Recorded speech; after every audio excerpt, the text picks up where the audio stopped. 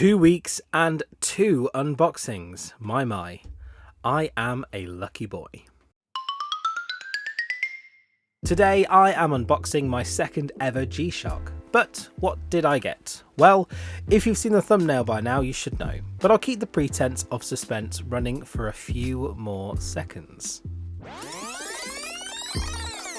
Yes, I bought another G-Shock DW5600 series. This time it's the upgraded DW5610 negative display, solar powered and multi-band 6 model. An absolute design classic from the 1980s with the added bonus of modern day features. Aside from the resin construction, the only thing separating this model from the full metal series is a Bluetooth feature and about £400. But I do have a cunning plan, so stick around till the end of this video to see what I'm going to do. Spoiler alert, I'm going to try my hand at modding. Oh, and by the way, the watches and parts features on today's video will be affiliate linked in the description below. So if you fancy buying the plain old watch or the full stuff today, you know what to do. But first things first, let's go through the specifications of this unmolested DW5610 series watch. We have a 43mm diameter, a thickness of 12.7mm, and a lug-to-lug of just under 47mm. Integrated resin bracelets means that the principal lug width doesn't really matter. It's around 24mm though, unless you buy the modding kit. We have a full resin construction with stainless steel caseback holding the movement in place. 200 meters of water resistance, and of course a solar powered quartz movement that runs in conjunction with the radio controlled multiband 6 feature, which means that if you happen to be in a country which has the atomic clock, like say Great Britain, then you will always have accurate timing. Now, I was only able to buy this negative display bad boy for under £100 because it was on offer with Amazon. It's usually slightly more than that, I think around £109, however it's still keenly priced for what you get. I'll put a link in the description below. But the cheapest version of this watch I could find brand new was for £66, again on Amazon, but it only had one left in stock and it was a traditional display.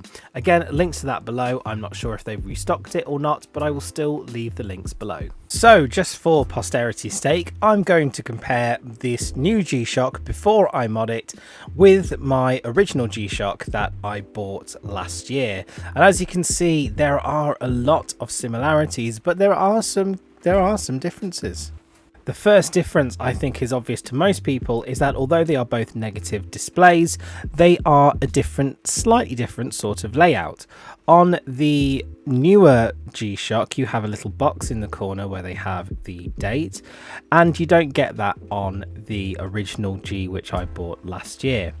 Also, the watch, although you can't see it very well on screen, it is a little bit fatter, and that's not the new version, that's the old version. The old version is a little bit fatter, which makes sense when you consider that you've got a replaceable battery movement in this watch. And finally, although it's not a big difference, you can actually tell a difference between the display as well. Aside from the slightly different layout that you've got, the numbers on the numerals, on the solar powered screen are just a little bit fatter, a little bit sort of cloudier almost than the one on the original G-Shock. The original G-Shock looks quite clean and quite crisp compared to the other. It's only a minor difference, but it's something that I've only noticed when comparing the two watches together.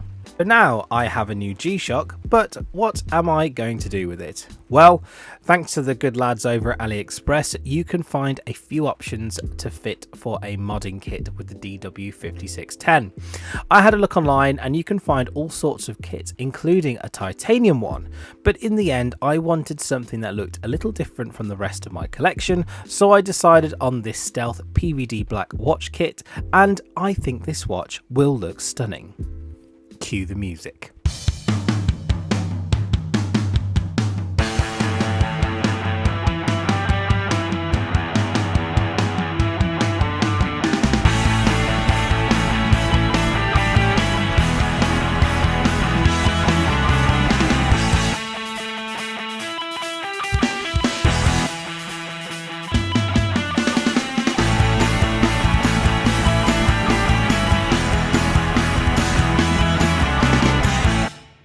So there you go, I've taken a watch worth around £100, added a modding kit worth £40, and the watch look and feels like a £500 full metal G.